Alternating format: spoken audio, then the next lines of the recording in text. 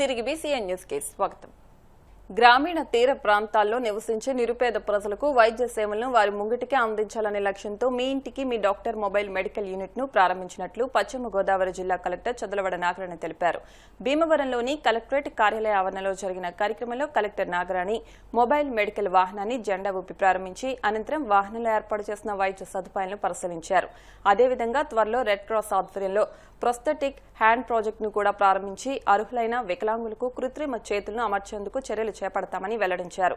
ఈ కార్యక్రమంలో red cross జిల్లా చైర్మన్ డాక్టర్ ఎంఎస్వీఎస్ బద్రిరాజు, జిల్లా రెవెన్యూ అధికారి బి శివనారాయణ రెడ్డి, జిల్లా వైద్య ఆరోగ్య శాఖ అధికారి G Geetabai, DCHS P Suryanarayana, NTR Vaidya Seva జిల్లా coordinator doctor Keerthi Shravan, red cross vice chairman Bobbilisetti Kanakaraju, వివిధ శాఖల అధికారులు, రెడ్ క్రాస్ కమిటీ సభ్యులు తదితరులు పాల్గొన్నారు.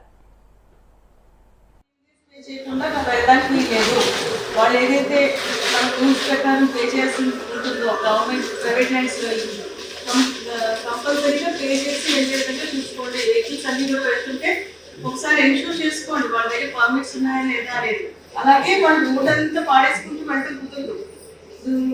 నల్లమట్టి తీసుకుని ట్రాక్టర్లోకి లారీలోకి రోడ్ చేసుకుని రోడ్ అంతా పాడేసుకుంటూ వెళ్తే రోడ్ అంతా కూడా పాడైపోతుంది. అవి కూడా ప్రివెంట్ చేయాలి.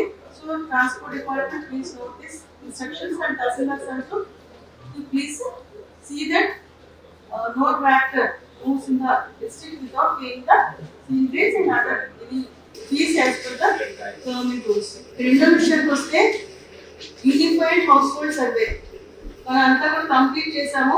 మళ్ళీ ఆ డేటా అంతా కూడా వెనక్కి వచ్చింది. 4,10,37 డేటా మళ్ళీ వెనక్కి వచ్చింది.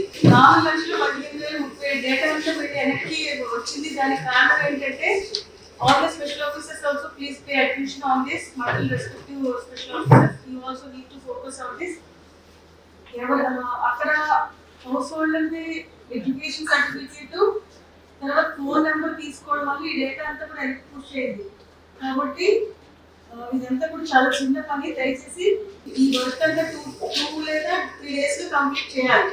ఇలా చెప్పాక మీరు దీన్ని ఎన్ని రోజులు సాగిస్తారంటే 2 నెలలు సాగిస్తారు. చిన్న సింపుల్ వర్క్ కూడా అలా చేయడం కుదరదు. ఒక 2 days లో 100% కంప్లీట్ చేయాలి.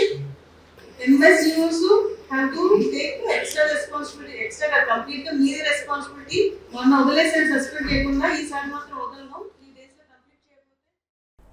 కోనసీమ ప్రాంతానికి చెందిన ప్రముఖ సామాజిక సంస్కర్త శెట్టి బలిజ సంక్షేమ సంఘం వ్యవస్థాపకులు దొమ్మేటి వెంకటరెడ్డి జయంతి వేడుకలు సోమవారం కాకినాడ కలెక్టరేట్లోని కోర్టు హాల్లో ఘనంగా నిర్వహించారు. ఈ సందర్భంగా కాకినాడ కలెక్టరేట్లో ఆయన చిత్రపటానికి జిల్లా ఇన్ఛార్జి మంత్రి నారాయణ పూలమాలలు వేసి ఘనంగా నివాళులర్పించారు.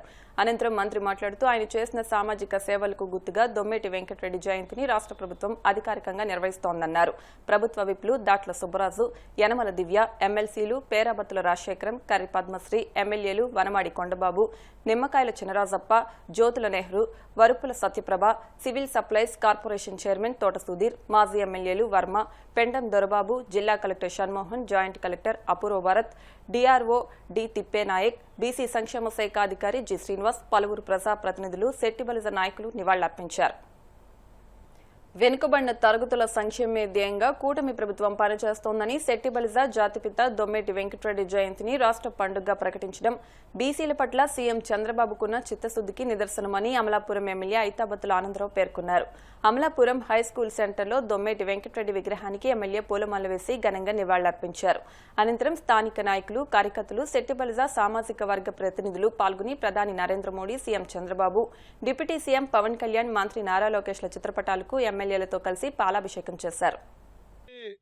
స్వర్గీయ దొమ్మేటి వెంకటరెడ్డి గారు అమలాపురంలో పుట్టి రాష్ట్ర వ్యాప్తంగా ఉన్నటువంటి శెట్టి బలిజ సోదరులకి మొట్టమొదటిసారిగా ఆయనే సామాజిక పరిశీలన చేసి, సామాజిక ఉద్యమాలు చేసి, అన్ని విషయాల్ని కూలంకుషంగా పరిశీలన చేసి, ఈడిగ్గా పిలువబడే కులాన్ని శెట్టి బలిజ నామకరణం చేసి, శెట్టి బలిజ కులస్తుల జీవితాల్లో ఒక చెరగని ముద్ర వేసి, శెట్టి బలిజ కులానికి అసలు నాయకుడిగా ఆవిర్భావం చెందినటువంటి దొమ్మేటి వెంకటరెడ్డి గారి 173వ జయంతి సందర్భంగా ఈ రాష్ట్ర గౌరవ ముఖ్యమంత్రి వర్యులు నారా చంద్రబాబు నాయుడు గారు దొమ్మేటి వెంకటరెడ్డి గారి జయంతిని రాష్ట్ర పండగగా మార్చి శెట్టి బలిజీల చరిత్రలోనే ఒక అపూర్వమైన ఘట్టాన్ని వేళ తీసుకొచ్చి ఇంతవరకు శెట్టి బలిజీ ఓట్లతో అధికారంలోకి వచ్చినటువంటి ప్రభుత్వాలు చేయలేని పని అంకిత భావంతో శెట్టి బలిజీలని అండగా ఉన్నానని చెప్పే ముఖ్యమంత్రి, గొప్ప ముఖ్యమంత్రి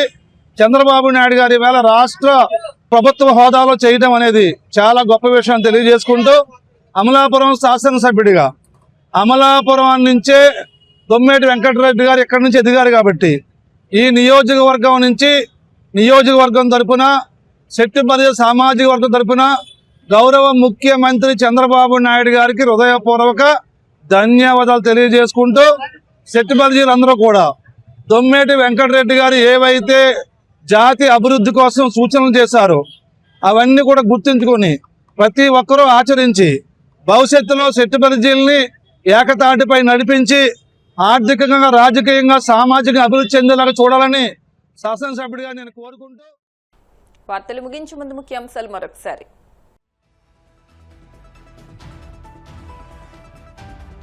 ఆర్సెలర్ మిట్టల్ నిప్పన్ స్టీల్ పరిశ్రమ ఏర్పాటుతో ప్రపంచానికి ఆంధ్రప్రదేశ్ సత్తాను చాటి చెప్పామన్న సీఎం చంద్రబాబు. ప్లాంట్కు సహకరించిన ప్రధానికి కృతజ్ఞతలు.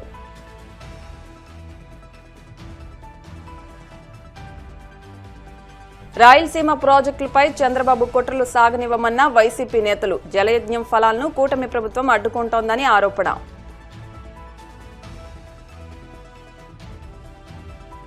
యువతను మోసం చేయడంలో చంద్రబాబు సిద్ధహస్తుడు. వైసీపీ యువజన విభాగం రాష్ట్ర అధ్యక్షుడు జక్కంపూడి రాజా మండిపాటు.